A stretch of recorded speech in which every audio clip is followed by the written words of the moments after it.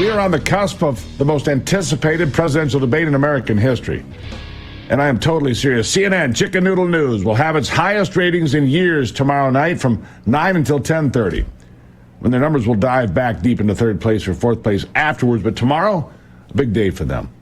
Could be a serious coup for Chicken Noodle News if they had any actual news people left on staff that could do an honest debate. But what we end up with is two moderators or two total anti-Trump hacks, unfortunately. Look, this would be true if they tried to conduct a debate at CBS or MSNBC2. None of these outlets have any serious journalists left on staff. Not that I'm aware of. Maybe you know some. I don't. Real reporters like Cheryl Atkinson and Catherine Herridge were forced out at CBS. The number of living journalists in the wild, actual journalists living in the wild in major network news outlets, is reduced to single small digits. In fact, I can't name one. I sat here and thought about it last night. I can't name one serious journalist still on the air at any major network. It's what would be referred to in the animal kingdom as critically endangered. An actual, honest, unbiased, and even-handed reporter has not been spotted in the halls of CNN for several years now. Instead, they rely on tabloid-type voices of cartoon characters like Jim Acosta and Anderson Vanderbilt Cooper. These are not serious people. They're not, period.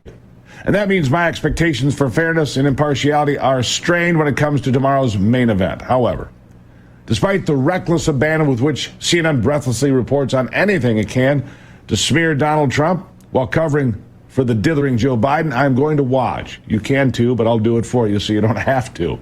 And with the way this thing is set to go, it will be Trump against the world in that studio tomorrow. That's the way it looks. Trump against the world. And I'm not the only one that think the debate is going to be 3-on-1, or more accurately, more like 2.5-on-1, but it will not be fair. It will not be balanced. It will be a stacked deck. Listen. So every little thing you do right now matters. I worry if Biden's over-preparing on the sense of having too much going on in your head, 16 different people telling you what to do. It sounds like Trump's going to go more out of his gut instinct to maybe shock and awe people. And remember that this time around, Trump's going to be also debating Jake Tapper and Dana Bash. He's going to try to take swipes at the press, the fake news, and all of that. So he's actually going to be debating three people there on that table. Yeah, we'll see how that plays out. And that's from MSNBC admitting that there'll be three people against him. By the way, despite the fact that CNN and CBS and all the others will declare Joe Biden the winner if he just survives the encounter, America and voters will not be so generous.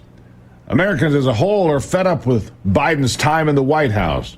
They're angry that the border remains wide open and illegal aliens get piles of free stuff while 35,000 veterans are still homeless today. And nearly 20 of them will die on the streets today. People are angry about that. Americans are angry that we will keep shoveling billions of dollars to Ukraine while those veterans die alone outside, and nearly 18% of the kids in this country today remain below the poverty line. Millions of them will go to bed hungry today. That is if they have a bed at all. Many of them don't. And for the people that can afford to eat, they know it takes a lot more today to put food on the table than it did in 2021. 27% of us, 27% of us here in America skip meals now to save money. People don't want men playing in women's sports or men in the girls' locker room. They don't want young women getting killed at the hands of these illegals. They don't want their cities and towns overrun by people who don't speak the language and don't care to learn. They don't want to be forced to buy EVs they don't want and that cost 50% more than the last car they were able to afford.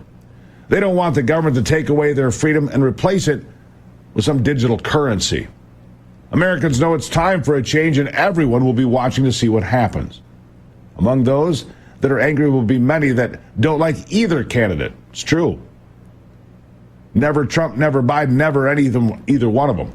But are willing to pull the lever for the one that they hate a little bit less. And that will be another major hurdle on Thursday. And a real opportunity for Donald Trump, because I'm certain Joe Biden is going to harp on two big things. He's going to call Donald Trump a convicted felon. He'll do that several times. While claiming he led an insurrection on January the 6th, he'll mention that a few times.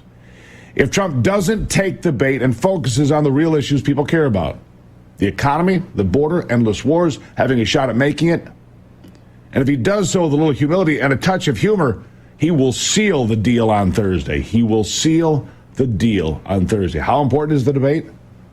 Or have people already made up their minds? I think there's a few that can change positions. Listen. Right. The American people have now a 4-year record of failure in Technicolor. And I think Donald Trump's main job in this debate is to pick that agenda and that record apart. The polls have tightened in recent days, right? Or pretty much, look, we're talking 50-50, maybe Trump up a little bit, perhaps his with the most to lose. On a scale of 1 to 10, 10 being the highest, how important is this debate at this point in the election?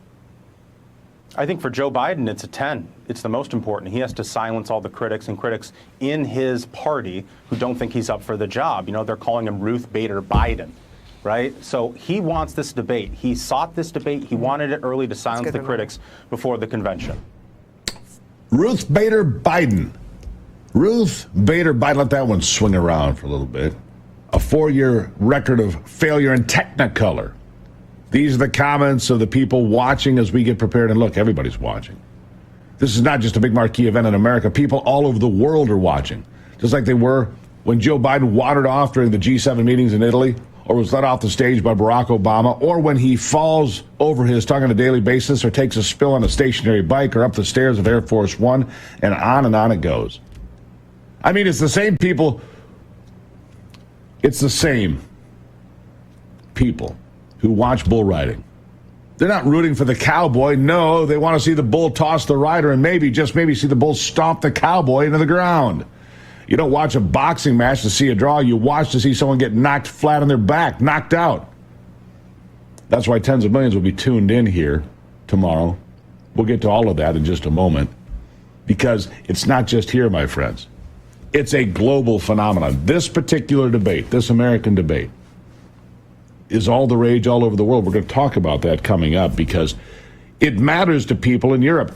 The people in Europe that just threw out all the bums in France and Germany and the UK. They're all watching too. The EU shifting to the right because everyone globally is sick and tired of the socialists, tired of this nonsense.